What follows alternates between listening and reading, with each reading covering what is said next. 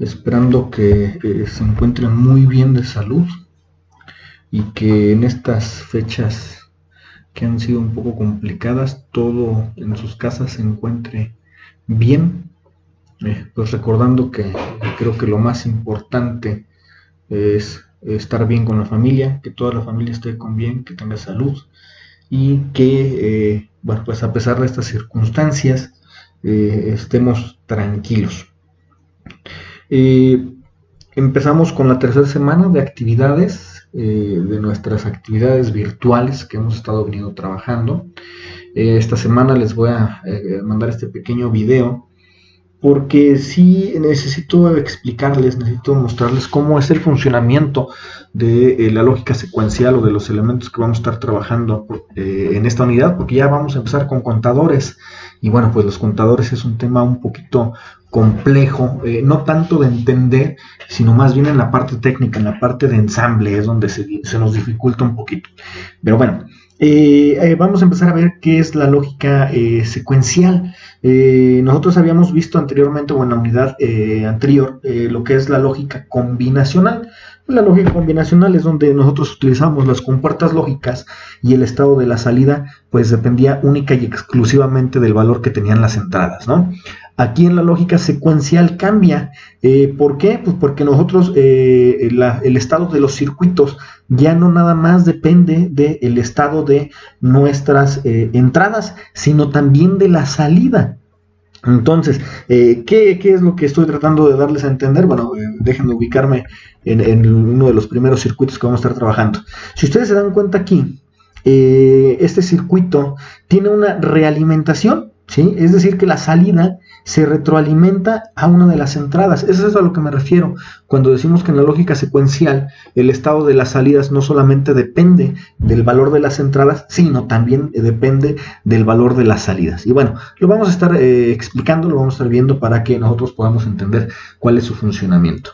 En este tema vamos a estar trabajando lo que son los latches y los flip-flops. Los latches, por su traducción, que es un cerrojo, estos dispositivos son los dispositivos más básicos de memoria, de almacenamiento que nosotros tenemos, ¿sí? Y se les conoce como dispositivos biestables, es decir, que solamente tienen dos estados, ¿sí? Ahorita lo vamos a estar viendo en los circuitos, vamos a estar viendo cómo funcionan. Y bueno, nos menciona aquí que el latch es un tipo de dispositivo lógico biestable, es decir, que solamente tiene ¿qué? Dos estados, ¿sí? Y bueno, el primer circuito que nosotros vamos a estar viendo su funcionamiento es el latch RS o SR, como ustedes lo encuentran en la bibliografía, que es un latch con un set y reset. Ustedes ya han estado trabajando con señales set y reset en la materia de PLCs, entonces ya conocen o ya entienden, ¿verdad?, cuál es la función de un set y de un reset. En estos circuitos vamos a encontrar, ¿verdad?, que la diferencia que nosotros podemos ver entre un latch y un flip-flop básicamente está centrada en el uso de una señal de reloj. ¿Sí? En los latches no vamos a utilizar una señal de reloj, pero con los flip-flops sí es forzoso que nosotros estemos utilizando señales de reloj. Estas señales de reloj, que nosotros las vamos a estar viendo un poquito más adelante, las obtenemos de un circuito que nosotros conocemos como un timer 555, ¿sale? Que, bueno, pues estos temas los vamos a estar viendo esta semana. Entonces, el primer circuito que nosotros vamos a ver es un latch set reset, ¿sale? Y aquí, bueno, pues nos dice que es un latch el más sencillo, ¿verdad?, que nosotros vamos a estar utilizando. Y lo podemos hacer con puertas lógicas NOR o puertas lógicas NAND. ¿Cuál es su funcionamiento? Fíjense, en este primer punto nos dice que la entrada R, ¿verdad?, activa o realiza un reset del latch o del cerrojo. Es decir, que la salida se va a poner a 0, ¿sale? Y cuando nosotros ponemos el set a 1, pues obviamente, ¿verdad?, el circuito va a poner a su salida un 1. Pero, fíjense, nos menciona que si las entradas, tanto set como reset, están desactivas, este circuito no va a tener cambio alguno, es decir, que la salida va a permanecer en el estado en el cual se encontraba. Y cuando set y reset se encuentran en 1, ambas, ¿verdad?, el circuito no funciona correctamente, es decir, que está en un estado inválido. Vamos a ver cuál es su funcionamiento. Aquí tengo un software, ¿verdad?, que se llama Logisim. Es un software muy sencillo que nosotros vamos a poder estar utilizando. Déjenme lo vuelvo a abrir porque lo cerré.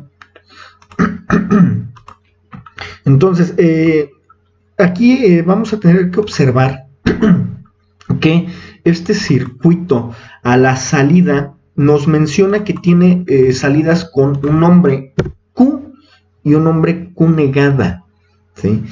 Vamos a tener que tomar muy en cuenta que esta Q, en teoría, es la misma salida tanto para una como para otra. Es decir, que cuando Q, como tienen el mismo nombre, solamente que una es negada, quiere decir que cuando Q, esta salida que está aquí, está en 0, pues obvio la otra, si es negada, va a estar en 1.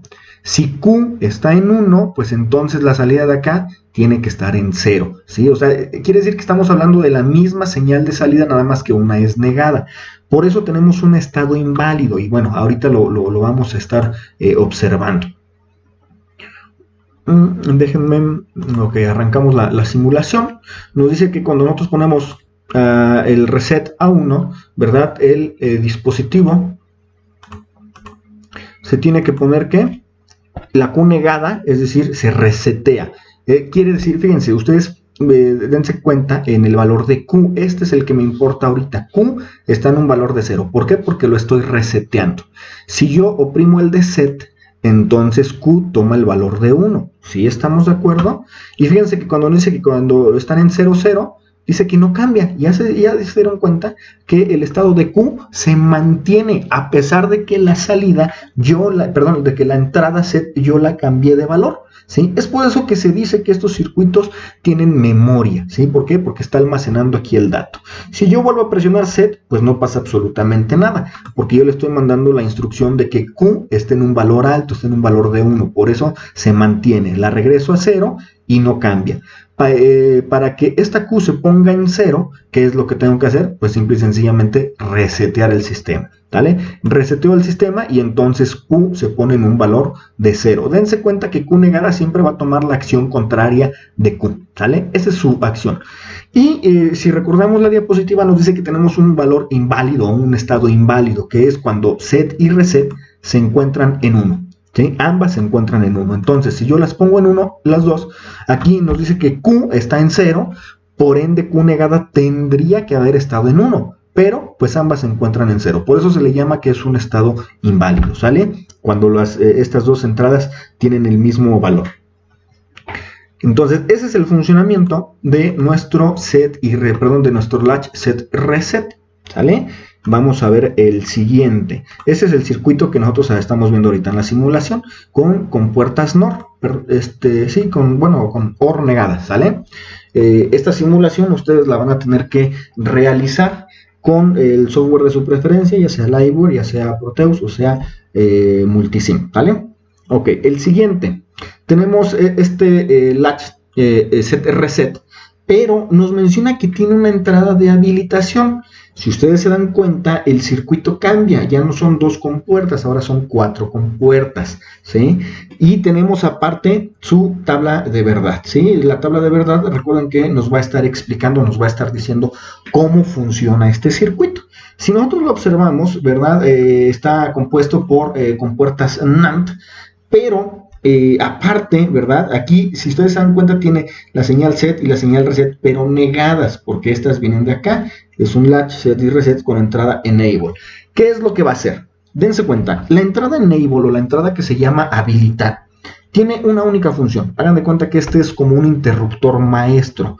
Si la entrada enable no está activa, por más que ustedes seteen o reseten el circuito, simple y sencillamente no va a tener cambio. ¿Sale? Forzosamente debemos de tener activa la entrada enable, ¿sí? Por eso se llama enable, que es habilitación, para que el circuito pueda trabajar.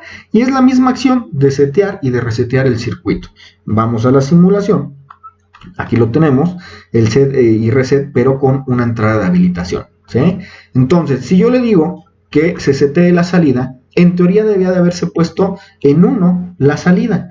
Pero como el enable yo lo tengo desactivo, recuerden que el enable es como si fuera un interruptor maestro, un interruptor central de nuestro circuito. Como está en 0, pues simple y sencillamente no vamos a tener una acción. Por más que yo mueva o que yo cambie de estado el valor de mis entradas, simple y sencillamente no voy a tener un cambio. Si yo le pongo la entrada enable, es decir, que lo habilito, presiono set, se dan cuenta que la salida entonces ya se puso a 1. Regreso, lo pongo en 0. Recuerden que estos tienen memoria, por eso conserva el valor. Ahora me voy al reseteo, cambia de valor. ¿Sale? ¿Sí estamos de acuerdo? Y si los ponemos en 1 a 1, bueno, pues como lo maneja su tabla de verdad, es un estado inválido, ¿sí? Aunque aquí los dos se ponen en 1, ¿sale? Que aquí está, ¿verdad? Nos menciona que es un valor totalmente inválido, ¿sale? Vamos a ver el siguiente, que es un latch tipo D. El latch tipo D nos menciona que se diferencia del set y del reset porque solamente tiene una entrada, ¿sí? Una entrada llamada D y una entrada de habilitación, ¿sí? La salida simple y sencillamente va a tomar el valor de la entrada D. Vamos a ver su tabla de verdad, ¿sí? La entrada enable, la entrada D. Si el enable está activo, nos dice que aquí, si D está en 0, pues la salida va a estar en 0. Si ponemos a D en 1, pues entonces la salida va a estar en 1, ¿sale? Pero si desactivamos al enable, nos ponen una X aquí, pues porque simple y sencillamente no va a tener un cambio. ¿Por qué? Pues porque la entrada de habilitación está desactivada, ¿vale? Está en 0. Entonces, recuerden que este es como un interruptor maestro. Si este enable no está activo, mi circuito simple y sencillamente no va a funcionar. Entonces, yo pongo a D en 1, pues entonces aquí tendríamos que tener un 1. Pero como no está habilitado el circuito, no tiene cambio. Por más que nosotros cambiemos aquí, no va a tener un cambio. Entonces, activo el enable, ¿sí? Y ahora sí pongo a D en 1 y la salida se pone en 1. Pongo a D en 0 y entonces la salida se pone en 0. Recuerden que este es un valor de Q negada, ¿sí? La salida, bueno, regularmente nosotros la llamamos Q. Esta sería Q y esta de acá es Q negada. Entonces, son valores totalmente contrarios, ¿sí? Porque tiene una negación. Entonces, son unos circuitos sumamente sencillos. Estas son las primeras simulaciones que van a tener que realizar, ¿sí? De ahí, bueno, pues entonces nosotros vamos a empezar a ver cuáles son los flip-flops. Recuerden que la diferencia que tiene un latch con un flip-flop es el uso de un circuito de reloj, ¿sí? O un circuito de tiempo. Entonces, con el uso de los flip-flops nosotros vamos a poder estar realizando los contadores, ¿sí? Los contadores es una secuencia, si así lo queremos analizar, es una secuencia de flip-flops, ¿sí? Es decir, que son flip-flops que van interconectados entre sí. Y es de aquí donde nosotros podemos definir esto que está aquí, lo que es un flip-flop maestro-esclavo. Y bueno, nos dice lo siguiente, que este tipo de configuración nos menciona que durante la subida del pulso de reloj, recuerden que estos circuitos utilizan una señal de reloj, ¿verdad? Se habilita el maestro y el esclavo se deshabilita, ¿sí? El esclavo es un segundo flip-flop que va a estar obteniendo las señales del primer flip-flop. Voy a pasar a la siguiente diapositiva para que entendamos de qué estoy hablando, ¿sí? Estos que están aquí es un circuito flip-flop.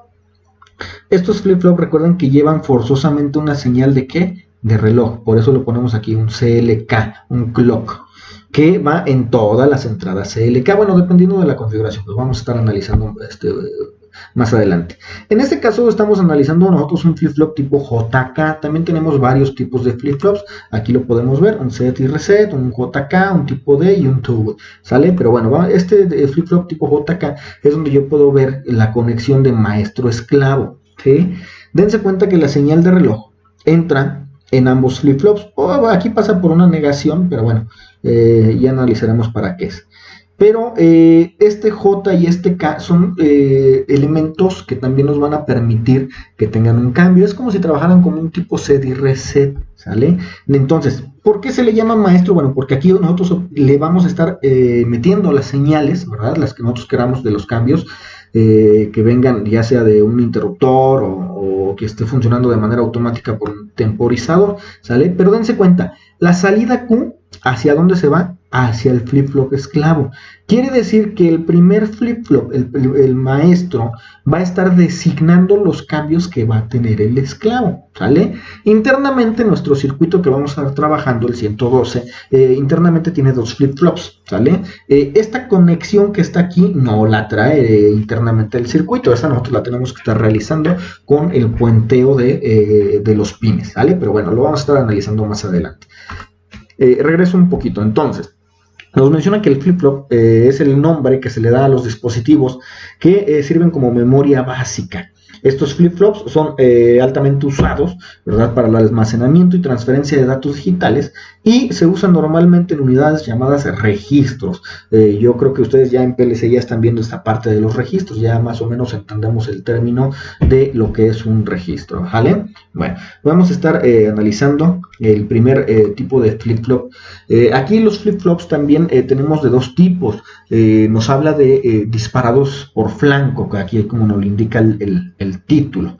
Esto de disparado por flanco, ¿qué significa? Pues simple y sencillamente, como estamos trabajando con una señal de reloj, ¿sí? La señal de reloj es un tren de pulsos, es una señal que va a estar tomando valores de ceros y unos, ¿sí? Entonces, déjenme mostrárselos para que entendamos qué es una señal de reloj o cuál es la función de la señal de reloj.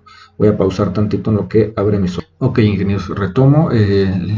Estábamos hablando de lo que es la señal de reloj. Bueno, pues aquí con el software Liveware puse una señal de reloj de 1 Hz, ¿sale? Que tiene un cambio, ¿verdad?, por una unidad de tiempo. Y bueno, pues aquí está reflejado con un osciloscopio, lo podemos ver en la gráfica. Bueno, pues simple y sencillamente lo que hace es prender y apagar, ¿sí? A esto que está aquí es lo que nosotros lo conocemos como un tren de pulso. Simple y sencillamente, en un valor de tiempo toma un valor de 1, otro valor de tiempo de la misma magnitud toma un valor de 0 y así se la lleva, ¿sale? ¿Por qué digo que de la misma magnitud o del mismo tiempo? Bueno, porque este está a 1 Hz, tiene el mismo tiempo, ¿sí? Aunque con las configuraciones que nosotros hagamos con el 555, podemos estar configurando tiempos altos y tiempos bajos, ¿sale? Es decir, el tiempo que va a pasar encendido y el tiempo que va a pasar apagado. Aquí, regresando a esto del flanco, cuando toma un flanco positivo y cuando trabaja con un flanco negativo, pues es lo que nosotros estamos viendo acá en el software. Es decir, que cuando tenemos una subida de tiempo, ¿sí?, como lo podemos observar aquí, este que está aquí es un flanco de subida y este que está aquí es un flanco de bajada, ¿sale? Es a lo que se refiere esta diapositiva. Tenemos flip-flops disparados por flancos positivos. Si ustedes se dan cuenta, ¿cuál es la diferencia entre los dos? Que uno tiene una burbujita, ¿sí? Recuerden que nosotros la burbujita la entendemos como una negación, ¿sale? Entonces uno tiene una burbujita en la entrada y otro no la tiene, ¿sale? Y bueno, pues eso también depende del modelo de flip-flop que nosotros querramos trabajar. Al final del día trabajan de manera muy similar, solamente que uno trabaja con cambios a 1 y otro trabaja con cambios a 0, ¿sale? ¿Sí estamos de acuerdo? El primer flip-flop, que es el tipo set y reset, ¿sí? Y de la misma manera, ¿verdad?, de cómo funciona un circuito latch set y reset. El set activa, el reset desactiva, pero recuerden que este forzosamente necesita que una señal de reloj. Y esta señal de reloj, bueno, pues trabaja de la siguiente manera. Este es el tren de pulsos que nosotros tenemos aquí, que va a pasar un tiempo prendido, un tiempo apagado, un tiempo prendido, un tiempo apagado. Si ustedes se dan cuenta, siempre tiene los mismos valores. Entonces, ¿cómo funciona? Dense cuenta, aquí en este diagrama de tiempo, ya nosotros ya habíamos analizado un poquito estos diagramas de tiempo, que en el primer estado, nosotros estamos mandando una señal de set. ¿Sale? Quiere decir que nosotros le estamos dando la instrucción de que la salida Q se active, pero como no ha llegado la señal de reloj, porque este trabaja con flancos positivos, por eso no tiene un cambio. Dense cuenta, esta es la línea, ¿verdad?, donde nosotros estamos mandando la instrucción, y aquí Q está apagada, ¿sale? Entonces, hasta que llega el flanco de subida, es cuando se obedece esta instrucción de setear el circuito. Entonces, se pone en un estado alto, ¿sale? Dense cuenta, entonces yo aquí desactivo, mando la instrucción del set a 0, pero pues la salida no va a tener un cambio. Recuerden que estos dispositivos tienen memoria, ¿sí? ¿Cuándo va a pasarse a 0? Hasta que le llegue la instrucción de un reset. Y bueno, aquí está. Nosotros mandamos o le damos un pulso al reset y si se dan cuenta, no tiene un cambio ese reset hasta que nosotros podamos dar la instrucción de, o llegue, perdón, la señal de reloj, ¿sale? ¿Sí? Aquí está, la señal de reset, y dense cuenta que no está llegando, ¿sí? La salida no se está reseteando. ¿Cuándo se va a resetear esta salida? Ajá, pues hasta que llegue ¿quién? El flanco positivo o el flanco de subida de nuestro reloj. Cuando llega ese flanco de subida es cuando entonces el circuito se resetea, ¿sale? Es decir, se apaga, pasa a cero. Ahora, dense cuenta que tenemos aquí un caso un poquito raro o extraño, si así lo queremos ver, porque tenemos aquí, nos dice que cuando toman el mismo valor set y reset y llega un flanco de subida, va a tener un comportamiento que ambiguo, ¿sale? Y aquí nos lo está mostrando. Aquí todavía tenemos un estado alto en la señal de reset, es decir, que lo estamos mandando a apagar, pero en este instante de tiempo también le estamos dando la instrucción de que el circuito se encienda, ¿sí? Quiere decir, perdón que me vaya tan chueco, quiere decir que en esta línea o en este tiempo el circuito no sabe qué hacer porque le estamos dando las dos instrucciones, de que se apague y de que se encienda, ¿sí? Entonces por eso no hay ningún cambio. Dense cuenta que antes, ¿verdad?, de que llegue la señal de un flanco de subida del reloj, yo ya estoy mandando el reset a 0 y el set se queda en 1. Entonces, ¿qué es lo que hace el circuito? Llega el flanco de subida y entonces la salida, ¿qué? Se activa, ¿sale? Y así se va a mantener nuestro circuito, ¿sí? Set activa, reset desactiva, y cuando ambos están, tanto set como reset están en 1, el circuito se va a comportar de una manera ambigua, de una manera irregular, ¿sale? Ok, pasamos al siguiente, que es el flip-flop tipo JK, es el que nosotros vamos a estar trabajando. Este flip-flop no va a tener un estado inválido como lo estaba trabajando el flip-flop set y reset.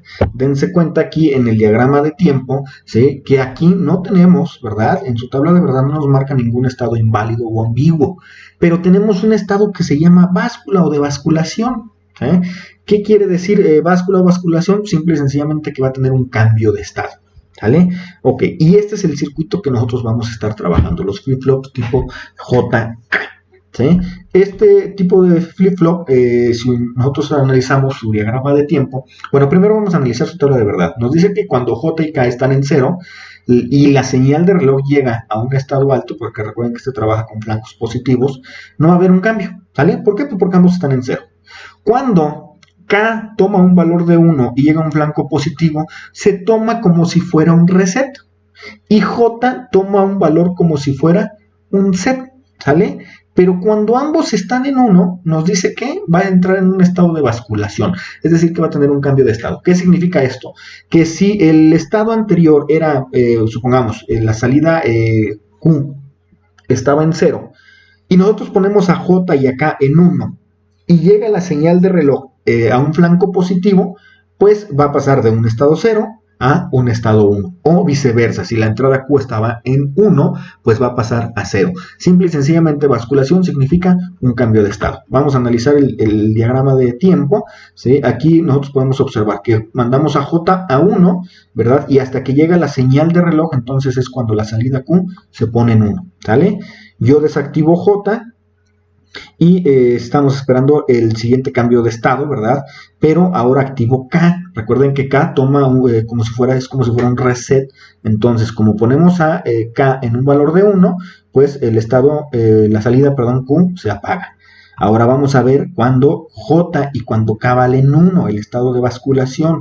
Llega la señal de reloj y ¿qué es lo que hace? Simple y sencillamente tiene un cambio de estado. En el siguiente también J está en 1, K está en 1, llega la siguiente subida de reloj y ¿qué es lo que hace? Tiene un cambio de estado, ¿vale? Si estamos de acuerdo, entonces J y K cuando están en 1 se conoce como un estado de basculación, y este es el circuito que nosotros vamos a estar utilizando para los contadores, ¿vale?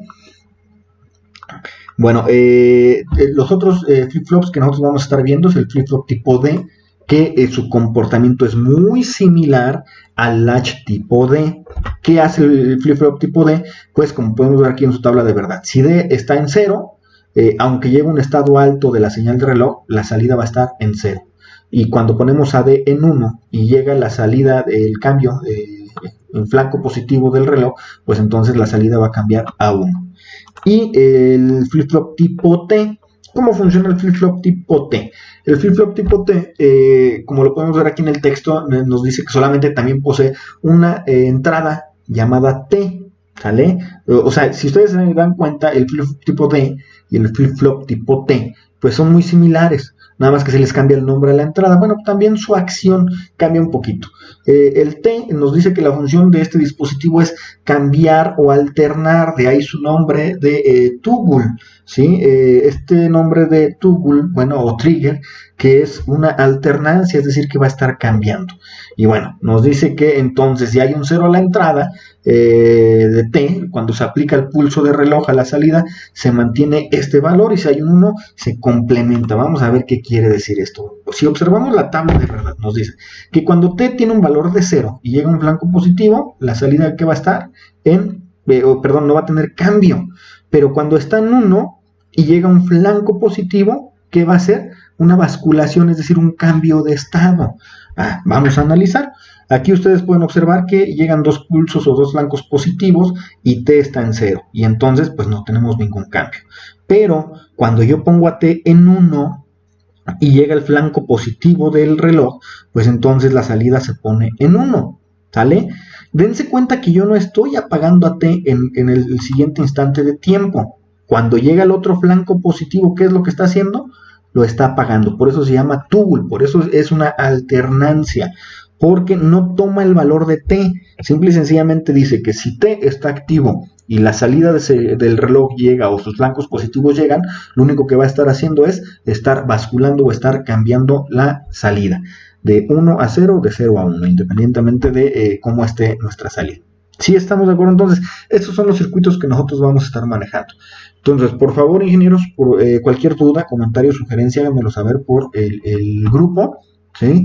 Y recuerden que también dentro de la actividad de investigación está el timer 555. Bueno, ya les comenté que el 555 lo que hace es generar un tren de pulsos, solamente que tenemos dos configuraciones o tres, dependiendo de la estructura que nosotros vamos a estar trabajando: el estable, el monoestable y el biestable, donde nosotros podemos determinar, si utilizamos el libro de Thomas L. Floyd, ahí vamos a poder encontrar cuáles son las ecuaciones para hacer los cálculos. Estas ecuaciones aquí están reflejadas en la diapositiva. También si hacen un apunte de estas ecuaciones, nosotros podemos calcular cuáles son los tiempos en los que va a estar trabajando el temporizador o el 555, dependiendo de quién, del valor de una resistencia y del valor del capacitor. Pero ¿en qué configuración? En monoestable. Y este es el circuito. En el circuito monoestable nos dice, y aquí lo vemos en una red de tiempo, ¿verdad?, que depende del valor de la resistencia y de este capacitor, ¿sí? Esta es la estructura, o este es el circuito que nosotros vamos a estar haciendo en simulación. Esta es la ecuación. Nos dice que del tiempo que nosotros vamos a estar trabajando. Acá tenemos otra ecuación del estado en alto. Dice, ¿cuánto tiempo va a durar en la parte alta, o es decir, encendido, ¿verdad? Pues es la multiplicación de la resistencia por el capacitor multiplicados por 1.1, ¿sí? Que es esta resistencia que tenemos aquí y este capacitor que tenemos acá.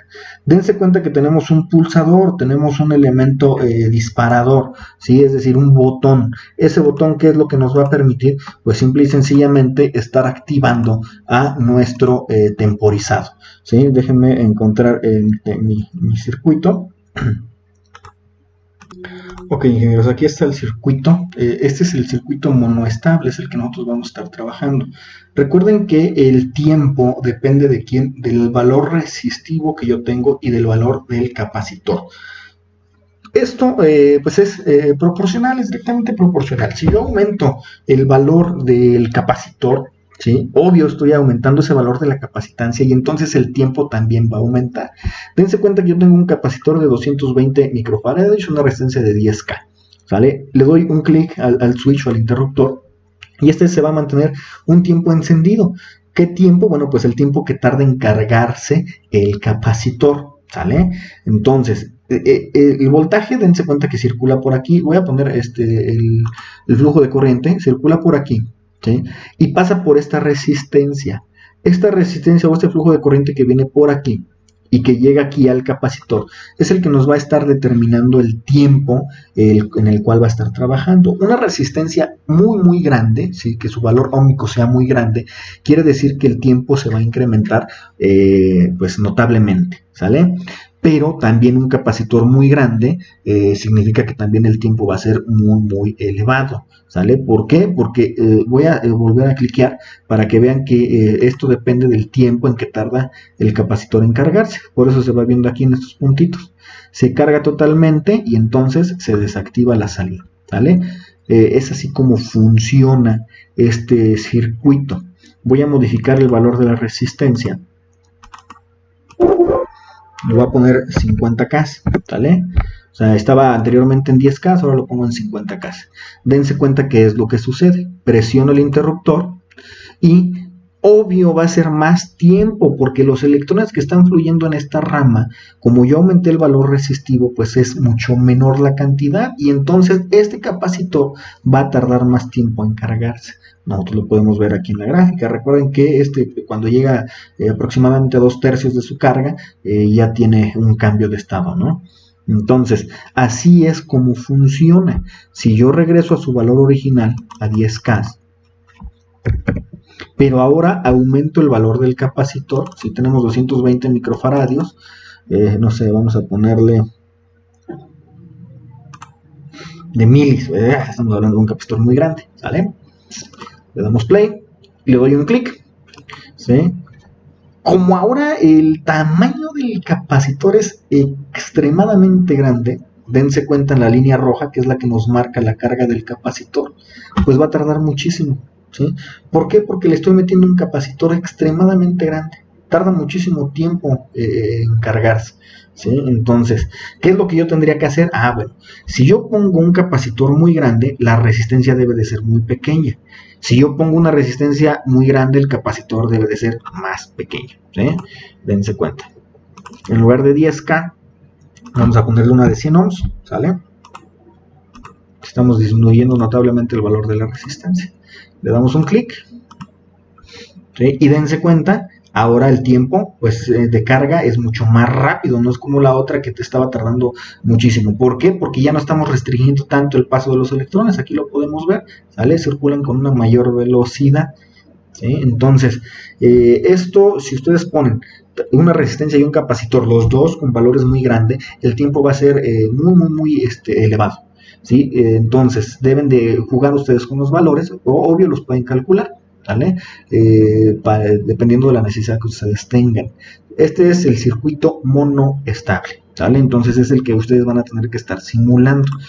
Recuerden que estas actividades es de manera individual, ¿sí?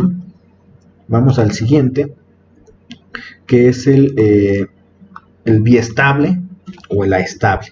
¿Cuál es la diferencia? Aquí están las ecuaciones con las cuales trabajar los tiempos, calcular los tiempos en alto y los tiempos en bajo, ¿sale? Porque recuerden que lo que estamos haciendo es un circuito que prende y apaga, porque está generando un tren de pulsos, ¿sí? Aquí están las ecuaciones también para la frecuencia, para el cálculo de frecuencia, que muchas veces también se nos es solicitado. Dense cuenta que aquí cambia, porque ahora ya tenemos dos resistencias en serie que van conectadas con el capacitor, pero también dense cuenta en estas entradas. Voy a regresar al otro. Este tiene un puente entre el pin 7 y el pin 6. ¿Sí estamos de acuerdo? Que viene de dónde? De la unión del capacitor con la resistencia, es decir, del nodo que forma la resistencia con el capacitor, van conectados al 6 y al 7. Si yo me voy acá, dense cuenta que como ya metí dos resistencias, el primer nodo de la resistencia 1 a la resistencia 2 va al pin 7 y el nodo de la resistencia 2 al capacitor 1 va con el 6, pero lleva un puente con el pin número 2, ¿sí? Entonces esto es también lo que tienen que ustedes estar checando en sus investigaciones, cómo se realiza esta conexión, ¿sale? Vamos a ver cómo funciona el circuito. Déjenme buscarlo.